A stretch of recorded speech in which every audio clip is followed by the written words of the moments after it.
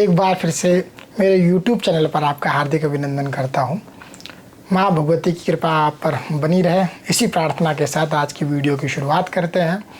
हमारी चर्चा चल रही है जन्म पत्रिका के बारे में, जन्म पत्रिका के द्वादश भाव विचार के ऊपर, जिस पे यह जो वीडियो सीरीज़ है आज चौथी वीडियो है।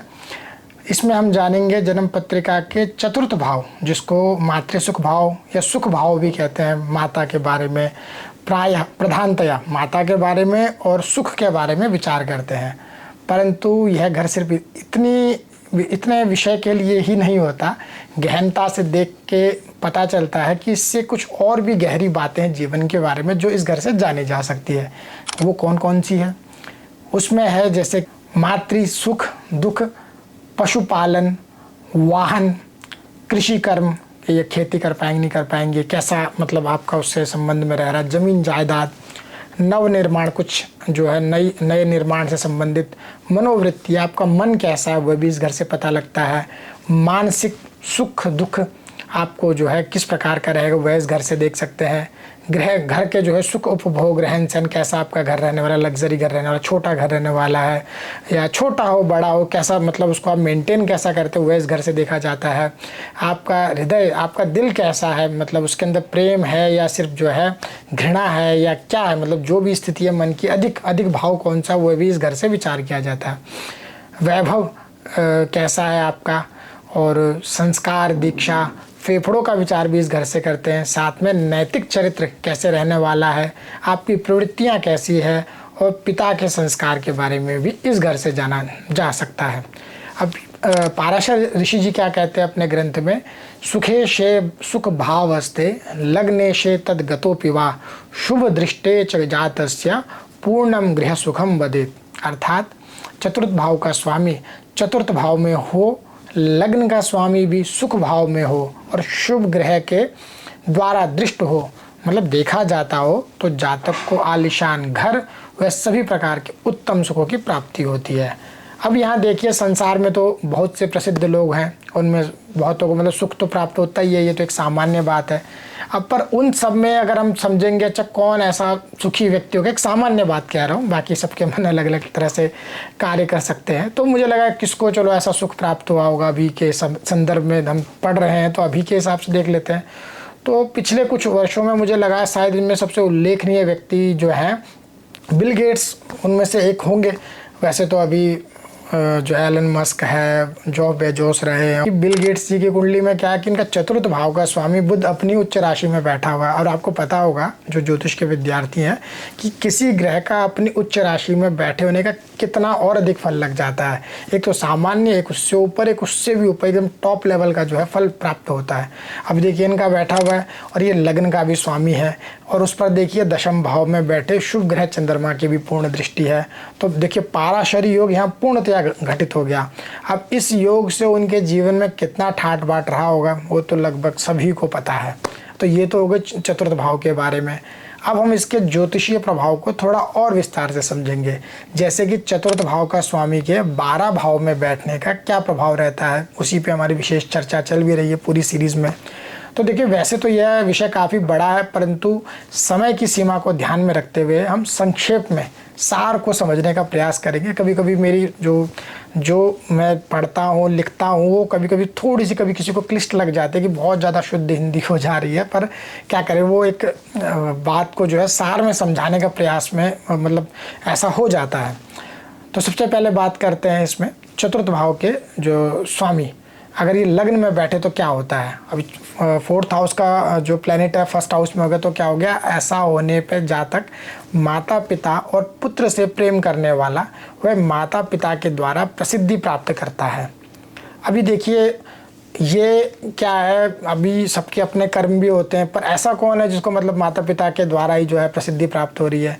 तो अभी जितना भी क्या सभी सामान्य जगत में तो हम देखते रहते हैं, न्यूज़पेपर देखते हैं, ये सब चीज़ें देखते हैं तो नज़र आता है।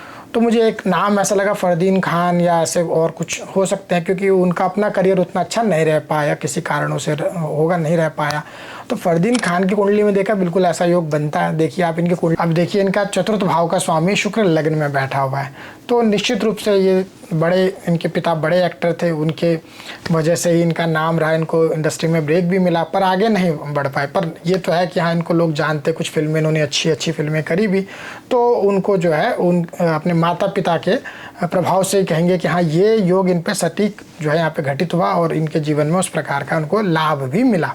अब इसी प्रकार देखिए चौथे भाव का स्वामी दूसरे भाव में बैठा हो तो क्या होता है, यदि ये शुभ ग्रह हो तो पिता की आज्ञा मानने वाला होता है ऐसा जातक, पिता के धन का उपभोग करता है, खूब आनंद करता है। और अगर क्रूर ग्रह हो तो पिता के धन का आनंद तो लेगा पर पिता विरोधी होता है। और यदि ये चौथे भाव का स्वामी तीसरे घर में बैठा हो तो क्या होता है, माता पिता के लिए कष्ट कारक होता है। वह ऐसे जातक का पिता ख्याति प्राप्त होता है, थोड़ा कष्ट कारक होता है। अभी बहुत डिटेल में तो हम हर किसी के लाइफ में नहीं जान सकते, पर मनीषा कोइराला की पत्रिका में देखिए चतुर्थ भाव का स्वामी सूर्य तृतीय भाव में बैठा है।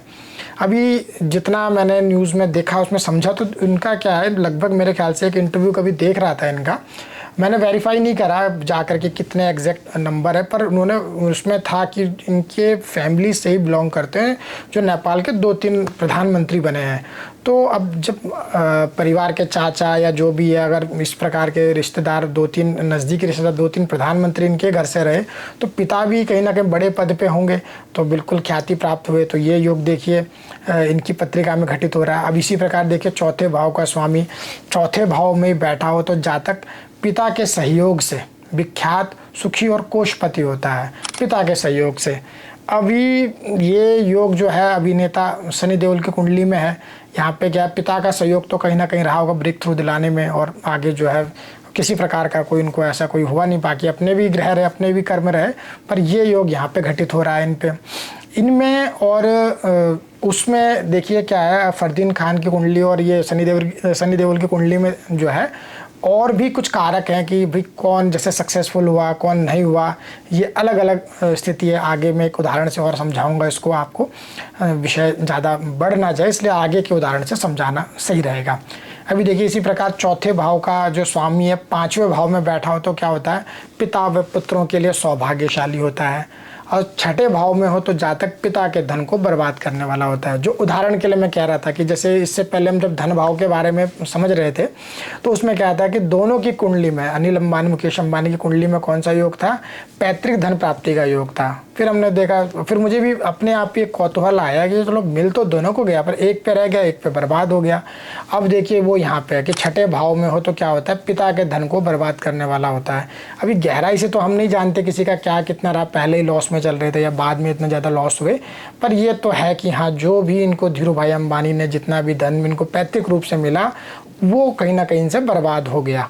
बाकी इतने डिटेल में नहीं देखा कि मैं बताऊं आपको कि स्पेशली स्टडी करके कि अच्छा कौन सा इनकी दशा थी क्या था, पर ये देखा कि पहली दृष्टि में ये योग यहाँ घटित हुआ, बिल्कुल जी ऐसा हो गया। तो ऐसा कहीं ना कहीं कंपेयर करेंगे तो फरदीन खान और सनी देओल की कुंडली में भी कुछ ना कुछ हमको देखने को मिल जाएगा। अभी बात होती है कि यदि यह ग्रह जो है 7वें घर में हो, ये तो छठे का था, तो क्या होता है उसका फल होता है शुभ ग्रह होने पर सुखी दाम्पत्य जीवन वाला होता है, और अशुभ ग्रह हो वह क्रूर ग्रह हो तो दुखी दाम्पत्य जीवन वाला होता है। आपकी मैरिड लाइफ कैसे चलेगी वो इस पर डिपेंड करता है। चौथे भाव का स्वामी यदि अष्टम में हो तो क्या होता है, तो रोग व कष्ट प्रदान करता है। इसी प्रकार से 9वें घर का स्वामी अगर चौथे भाव का स्वामी अगर 9वें घर में बैठा हो तो क्या होता है, जातक का पिता ज्ञानी होता है परंतु जातक पिता से कोई अपेक्षा नहीं रखता, अपने में ही अपने पुरुषार्थ से अपना जीवन आगे बढ़ाता है। 10वें भाव में हो तो क्या होता है, जातक के माता पिता उच्च पद पर सेवारत होते हैं, और यही अगर 11वें घर में बैठ जाए तो क्या होता है, दीर्घायु व परिवार का पालन करने वाला होता है जातक। और 12वें घर में हो तो जातक की माता पिता की मृत्यु परदेश में होती है। ये इसका एक एक संबंध है 12वें घर में बैठे होने से। तो इस प्रकार से जो है हमारे द्वादश भाव विचार का जो है आज का जो चौथे भाव का है कि द्वादश भाव में बैठने का क्या फल होता है, यह विषय संपन्न हुआ। उम्मीद करता हूँ इसमें से आज आपको फिर कुछ एक नई बातें जन्म पत्रिका के बारे में पता लगी होगी। ज्योतिष के विद्यार्थियों के लिए यह वीडियो बहुत उपयोगी होगी, और बाकी रेफरेंस तो मैं देता रहता हूँ साथ साथ में कौन से ग्रंथ से मैं ये बता रहा हूँ। आपको आपको और अधिक जानकारी के लिए अगर मतलब कुछ जानना चाहते हो तो आप उस ग्रंथ का अवलोकन कर सकते हैं, पढ़ सकते हैं, स्टडी कर सकते हैं। बाकी जो लोग अपनी पत्रिका दिखाना चाहते हैं वो हमारी ऐप के थ्रू हमसे संपर्क कर सकते हैं, या अपॉइंटमेंट लेना चाहते हैं तो नीचे दिए गए नंबर से अपॉइंटमेंट बुक करा सकते हैं। इसी के साथ आज विदा लेते हैं, मिलते हैं नए एपिसोड में। तब तक के लिए आशा करता हूँ आप सभी जो है अपने अपने परिवार में सुखी, संपन्न और निरोगी रहेंगे। धन्यवाद।